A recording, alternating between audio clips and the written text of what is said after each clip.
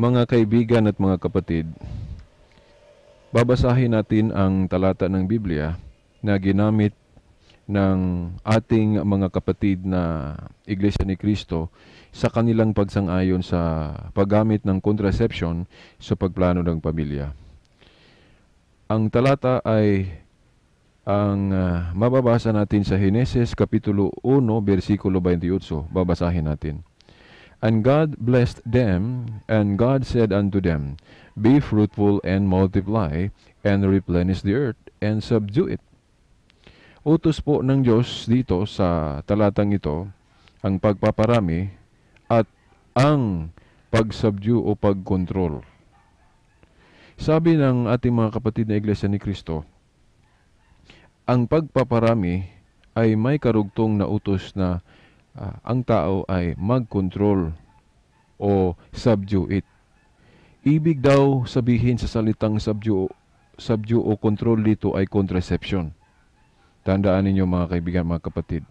Sabi ng ating mga kapatid na Iglesia ni Cristo, ang pakahulugan daw sa salitang subdue o control dito sa utos ng Diyos ay mag-contraception ng mga tao. Ano ba yung contraception?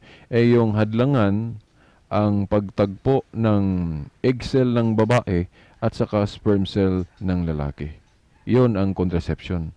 Yan daw ang pakahulugan o ang ibig sabihin sa salitang subdue o control dito sa Heneses 1:28 na ang tao kapag dadami na ay mag-control na o mag-subdue na. Na ibig sabihin sa control o subdue sa salitang yan contraception. Hindi po. Mali po. Hindi po totoo na ang salitang control o subdue ang ibig sabihin ay contraception. Mali po mga kaibigan at mga kapatid. Dahil ang contraception ay paghadlang. No? Tandaan ninyo, ang contraception ay paghadlang sa pagtagpo ng egg cell ng babae at sa sperm cell ng lalaki. Yun ay contraception. Pero ang subdue o control dito sa talatang Heneses 1:28, iba po ang pakahulugan. Ang pakahulugan po dito ay ganito. Babasahin natin sa Bibliang Tagalog. At sila'y pinagpala niya. Sinabi niya, Magpakarami kayo at punuin ninyo ng inyong mga anak ang buong daigdig at kayo ang mamahala nito. Ang salitang control o subdue sa Ingles ay isinalin sa Bibliang Tagalog na mamamahala.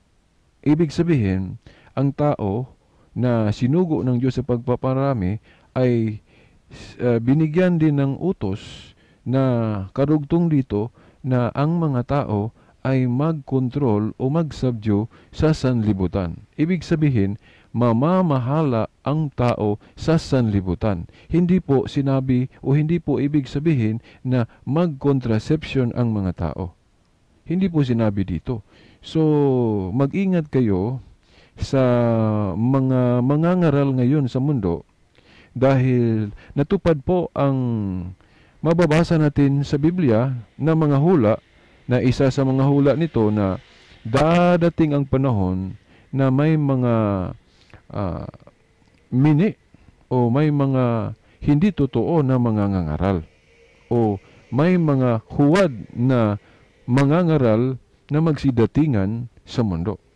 So, sa aking palagay, isa sila sa katuparan sa hula na yan dahil dito, malinaw na iniba nila ang pakahulugan sa salitang control o subdue sa Heneses 1:28 na sabi nila, ang ibig sabihin po sa salitang control o subdue dito na ang mga tao ay mag-contraception kung dadami na.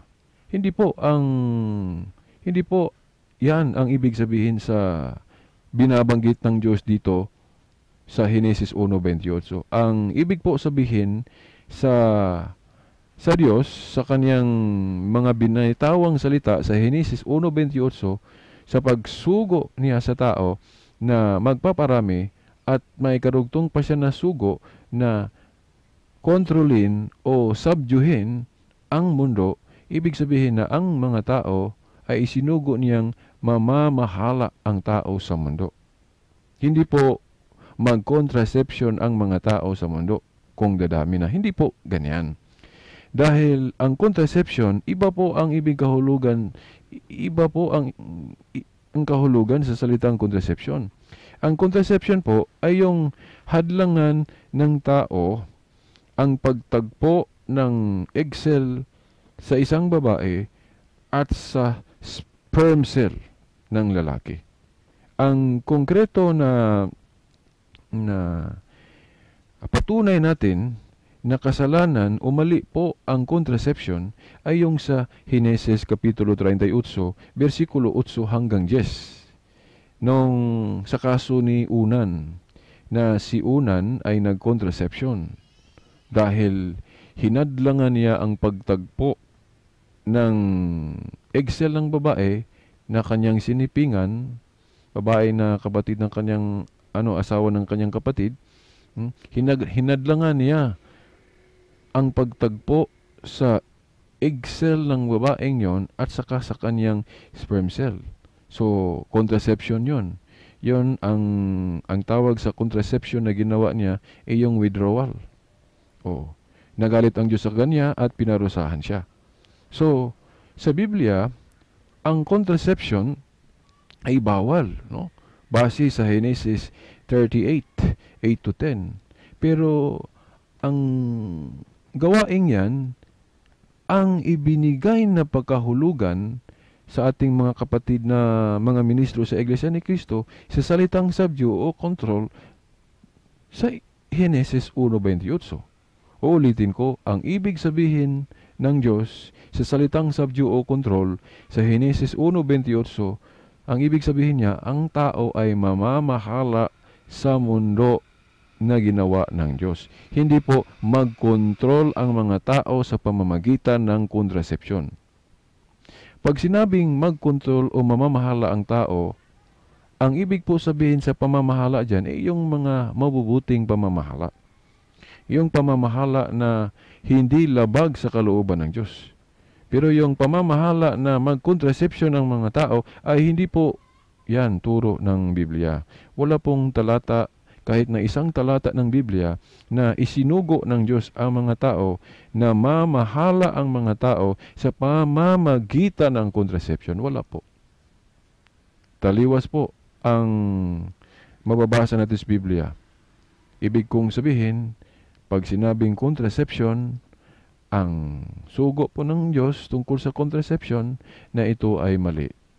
Ang ebidensya po natin, yung sa kaso ni Unan, na pinarusahan niya si Unan nang nag-contraception si Unan sa pamamagitan ng tinatawag nating withdrawal o coitus interruptus sa salitang Latin. Mga kaibigan at mga kapatid. So, mag-ingat tayo ngayon. Natupad po ang hula sa Biblia na mababasa natin sa Isaiah 5:20 na darating ang panahon na may mga tao na ang itim ay gagawin nilang puti at saka yung puti gagawin nilang itim. Ibig sabihin na yung tama ay gagawin nilang mali at ang mali naman gagawin nilang tama.